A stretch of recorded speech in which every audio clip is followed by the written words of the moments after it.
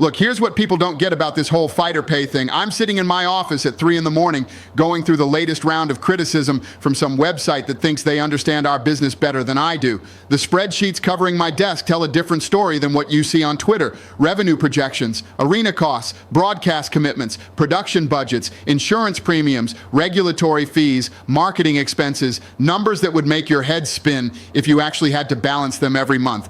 Every time I see another headline about how we're supposedly screwing over fighters, I think about that call I got last week. One of our veteran fighters, guy who's been with us for years, calling to thank me personally because his last fight bonus helped him pay off his house. That doesn't make it into the articles, does it? The success stories don't generate clicks the way the complaints do. The thing is, everyone wants to talk about what fighters make, but nobody wants to dig into what it actually costs to put on a show. You think these events just materialize out of thin air? We're dropping 8 figures before the first punch gets thrown on a major pay-per-view. The Apex facility alone runs us more per month than most people make in their entire careers. But that's not the kind of detail that makes for good social media outrage. If you want to understand the real story behind these business decisions, there's a lot more depth to explore in these conversations. I remember when we first started getting serious heat about this compensation issue, it was right after some journalists decided to do a deep dive comparing our revenue sharing to the major sports leagues. On paper, looking at just the raw percentages, it seemed damning. I get why people ran with that story, but here's what that analysis conveniently left out. We're not the NFL. We don't have 32 franchises sharing operational costs. We don't have municipal stadiums built with taxpayer money. We don't have decades of established television contracts that practically print money. Every single risk, every single expense, every single gamble comes directly out of our pocket. When a main event fighter tears his ACL 6 weeks before a pay-per-view, we don't get to call up the city and ask them to cover the shortfall. When we have to completely rebuild a card because half the roster gets injured or suspended, that's on us. The fighters still get their show money. The replacement fighters get nice paydays for stepping up on short notice. But we're the ones left holding the bag when everything goes sideways, which happens more often than anyone wants to admit. The media loves this narrative that I'm sitting in some gold-plated office counting money while fighters struggle to pay rent. That's Hollywood fiction, not reality. You know what actually keeps me awake at night? It's not celebrating profits, it's managing the constant anxiety that one bad quarter, one major lawsuit, one catastrophic injury situation could put us in a position where we can't honor our commitments. Because the moment we can't deliver what we've promised to broadcasters, to sponsors, to venues, to athletes, this whole ecosystem collapses and then nobody gets paid anything. I've watched other promotions go under over the years. Strikeforce, WEC before we bought them, countless regional organizations that started with big dreams and bigger mouths. When they fold, the fighters get nothing. Contracts become worthless paper. Training camp expenses, medical bills, mortgage payments. None of that disappears just because a promotion couldn't manage its finances. At least when you sign with us, you know the check's going to clear every single time. That reliability has value, even if it doesn't fit neatly into some percentage calculation that looks impressive in a tweet. But let's address the elephant in the room here. The fighters who complain the loudest about compensation are almost always the ones who can't move the needle commercially. You'll have guys headlining fight night events that barely crack 400,000 viewers on ESPN, and they want to get paid like they're bringing in the audience for a McGregor pay-per-view. I've got news for these guys. That's not how any entertainment business works anywhere in the world. Think about it this way.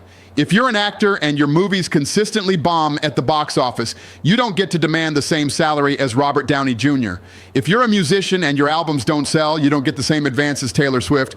But somehow in MMA, there's this expectation that being tough should equal being well compensated, regardless of whether anyone actually wants to watch you fight. Conor McGregor figured this out from day one. He didn't show up demanding what he thought he deserved based on his skill level. He went out and made himself impossible to ignore, impossible to not put on the biggest stages. Same story with Ronda Rousey, same with Chuck Liddell back in the early days. They understood that making people care about your fight is just as important as winning it. That's been the formula since this business began.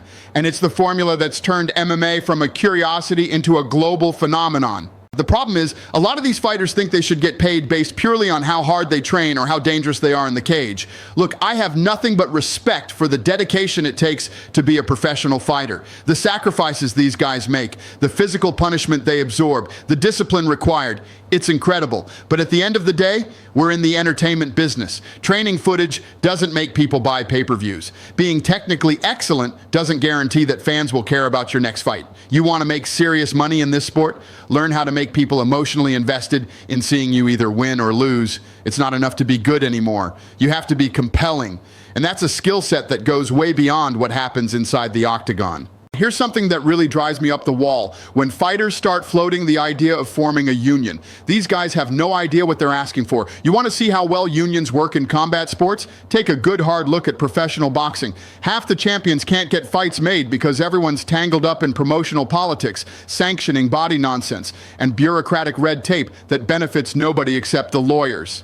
In boxing, you've got multiple organizations, multiple belts, multiple promoters who won't work with each other, and fighters who can go years without defending their titles because nobody can agree on terms. Meanwhile, we put on the fights people actually want to see because we control the entire process from top to bottom. When fans want to see two specific fighters go at it, we make it happen. Try getting that kind of efficiency out of a unionized system. There are plenty of similar behind-the-scenes stories that shed light on how these major decisions really get made. The Khabib and Conor situation taught me a lot about how people think about this compensation issue. After Khabib beat Conor at UFC 229, suddenly everyone became an expert on fight economics.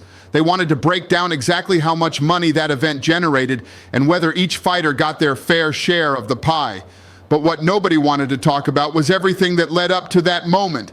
The years of investment, the marketing risks, the careful career management that made that fight possible in the first place. We took a massive gamble building Khabib the way we did. Dagestani fighters weren't exactly known for being major draws in American markets. His English wasn't great early on. He had this habit of pulling out of big fights due to injuries. From a pure business standpoint, there were a lot of reasons not to invest heavily in his career. But we saw something special and decided to roll the dice. Same thing with the decision to put him in there with Conor when we did. That fight could have gone wrong in about 50 different ways. If Khabib had gotten knocked out early, we would have killed the momentum of a division. If the post-fight brawl had been worse than it was, we could have faced serious regulatory backlash. If either guy had gotten seriously injured, we're looking at lawsuits, insurance claims, and potentially losing our biggest stars.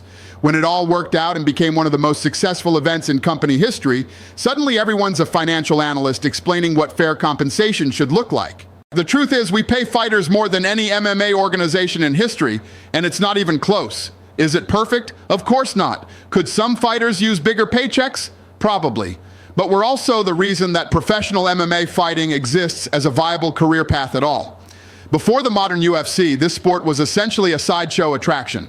Now we've got fighters becoming legitimate global celebrities, building personal brands worth millions, getting opportunities in movies, television, endorsement deals, and business ventures that wouldn't exist if we hadn't turned MMA into mainstream entertainment. Look at someone like Joe Rogan. You think his podcast would be what it is today if we hadn't given him the platform to become the voice of MMA for an entire generation?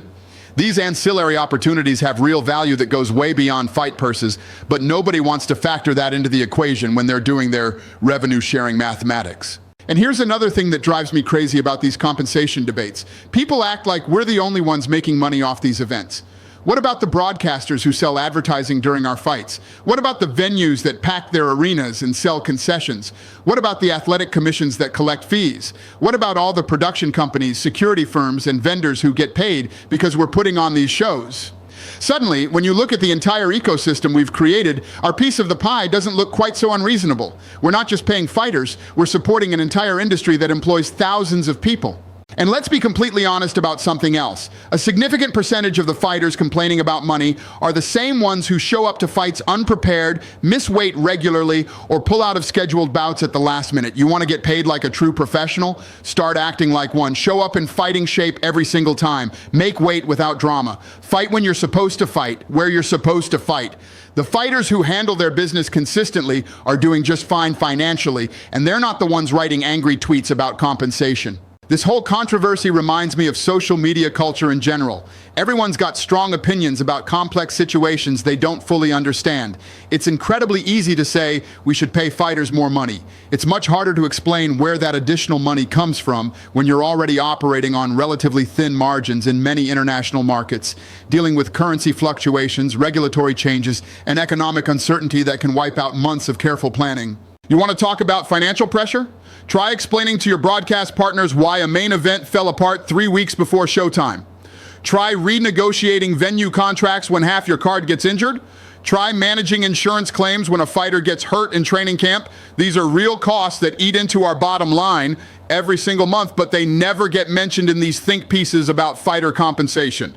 It's always presented as if we're just sitting on piles of cash, deciding how little we can get away with paying people. That's not reality, that's fiction. We're not running a charity here. We're not in business to subsidize everyone's dream of becoming a professional fighter if they can't deliver what audiences want to see. But we're also not the villains that some people want us to be. We created an entire industry where the best fighters in the world can earn millions of dollars doing what they love. Most of our successful fighters are making more money than their parents ever imagined possible. That's got to count for something in this conversation. The reality is this debate isn't going anywhere anytime soon. There's always going to be someone who thinks they deserve a bigger piece of the pie, and there's always going to be media outlets looking for their next Dana White is the bad guy story, because those articles get engagement. But the numbers don't lie, and neither do the opportunities we create for fighters who know how to maximize them. The fighters who figure out how to build their personal brands, who understand that promoting fights is part of their job description, who show up ready to perform every single time, those guys do extremely well for themselves in our system. The ones who don't want to put in that extra work, who think their job begins and ends with training and fighting, well, that's not really our problem to solve. We provide the platform, the audience, and the biggest stage in combat sports. What each individual fighter does with those opportunities is ultimately up to them. The full picture of how this industry operates involves countless moving pieces that most people never get to see. People can keep talking about revenue percentages and union organizing all they want, but at the end of the day, we're putting on the biggest fights in the world. Our fighters are getting paid to compete at the highest level of their sport, and fans are getting the best entertainment value in all of professional sports. That seems like a pretty good arrangement to me, even if it doesn't make everyone happy on social media. And honestly, I'm okay with that. We didn't build this company to win popularity contests. We built it to put on great fights and create opportunities for exceptional athletes. Mission accomplished, as far as I'm concerned. Here's what really gets under my skin about this whole debate, the selective memory that comes with it. When we started really taking off in the mid-2000s, fighters were making a fraction of what they make now. The sport was still finding its footing financially, but as our revenue grew, so did fighter compensation. That's just basic economics. Yet somehow, every time we have a record-breaking year, instead of celebrating the fact that more fighters are making more money than ever before, we get articles questioning why it's not even more. You know what happens when you drastically overpay fighters relative to the revenue they generate? You end up like some of these boxing promotions that put on one big fight a year and then struggle to stay afloat the other 11 months. We put on events practically every weekend because we figured out how to make the math work. That consistency means more opportunities for more fighters to make money more often, but apparently that doesn't fit the narrative. I'll give you a perfect example of how this criticism misses the point.